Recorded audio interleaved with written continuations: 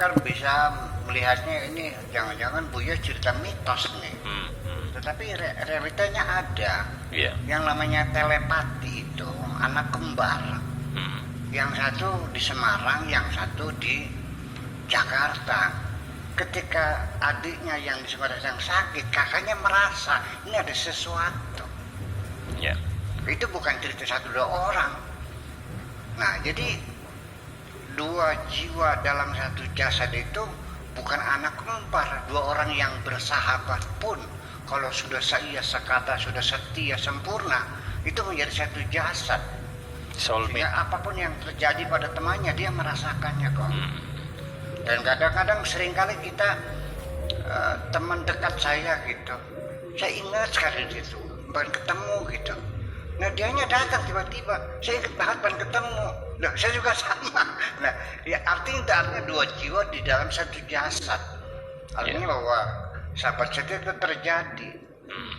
Bahkan nanti bukan sekedar hanya ingat mengingat, bahkan juga kesediaan untuk berkorban, untuk memberikan, untuk berbagi kebahagiaan. Dan ternyata itulah namanya saudara kembar dalam artian spiritual ya. Tidak mesti ini. Bahkan kita sendiri dalam persaudaraan, persahabatan, itu tidak mesti yang kita keluar dari ibu yang sama kok. Dalam realita kehidupan nyatanya, saudara kita yang sesungguhnya, yang betul-betul sejati, kebanyakan tidak dilahirkan oleh ibu kita kok, dilahirkan oleh ibu orang lain, ya kan semacam itu.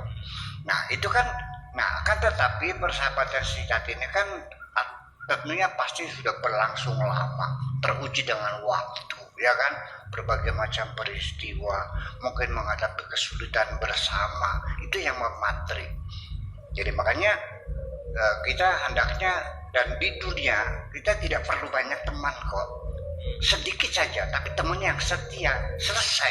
Yang lain mah teman sambil lalu sekedar just to say hello aja, teman nggak masalah, apa kabar, udah selesai. Tapi kalau sejati kan dia selalu bersama kita. Nah biasanya teman sejati itu diujinya dengan peristiwa. Ketika Anda sedang dalam keadaan makmur, Anda banyak teman. Dalam keadaan susah, berapa sisanya yang masih tetap bersamamu? Itulah teman-teman setiamu itu. Tolong dirawat dan dijaga. Itu bibit-bibit unggul yang akan bisa menjadi teman seumur hidup selama ini. Saya kira itu maksudnya daripada dua jiwa dalam satu jasad itu. Jadi sampai kepada rasa sakit juga merasa, di sana ingat sini ingat lagi. Karena bagaimanapun juga hubungan rohani itu tersambung selama di dunia ini. Seperti orang tua sama anak, orang kembar, seorang guru mursyid dengan muridnya, seorang syekh dengan muridnya, seorang kiai dengan santrinya juga sama seperti itu. Ya, saya sering kali tengah malam saya datang menemui santri saya kan begitu, karena saya ingat ternyata dia sedang sakit kan begitu. Nah, semacam itu. Jadi artinya bahwa nanti pada akhirnya ketika Anda punya teman semacam itu, ya nggak usah banyak lah, bilangan jari saja, minimal 5 orang saja, itu sudah selesai kok. Sekarang para nabi, para rasul, Nabi Isa bagi kita ya, berapa sahabatnya? Nggak banyak kok yang setia. Nabi Muhammad juga hanya 4 orang kok. Yang lainnya kan hanya pengikut biasa. Ya seperti Abu Bakar, Umar, Utsman, Ali itu kan yang 4 itu. Nah, tapi masing-masing kan hebatnya kan seperti ada distribution of power ya.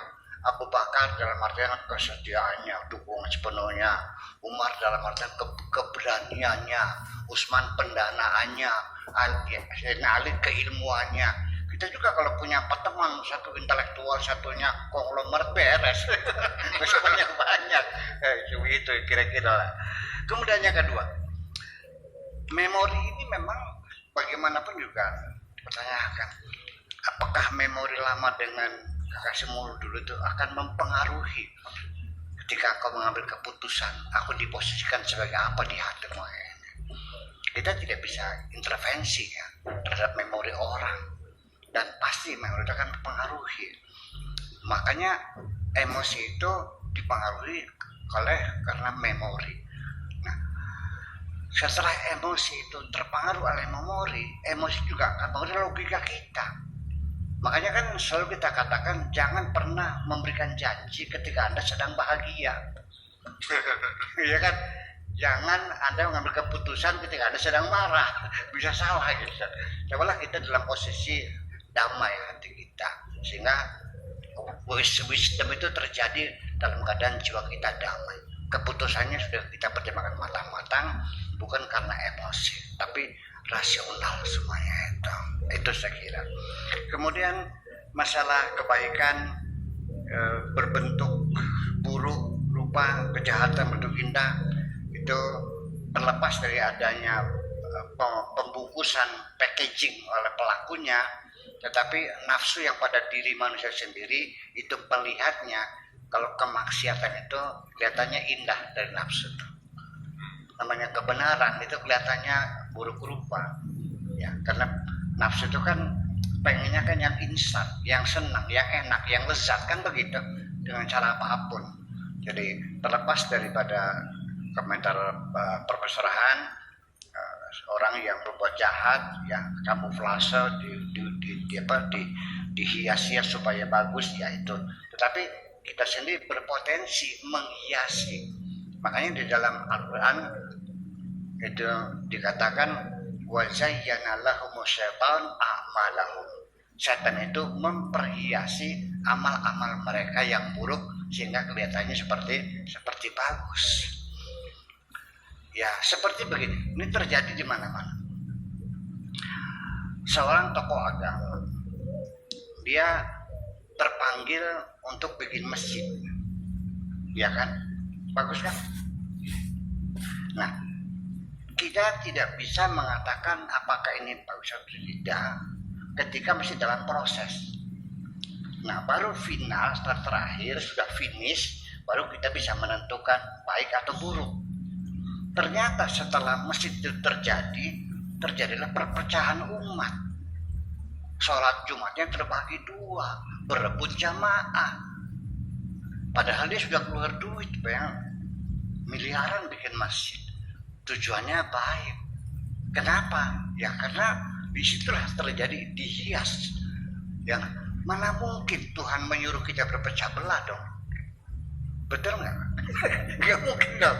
Nah berarti siapa yang menggoda? Itulah setan yang datang menggoda kita, yaitu karena awalnya dia mulai muncul ingin bikin masjid itu karena gara-gara dipecat jadi ketua DKM-nya. Dikompor-komporin setan. Kamu orang kaya, orang masa kalah sama anak muda, bikin masjid lagi, gitu ceritanya tuh begitu. Ini proses spiritualnya seperti itu.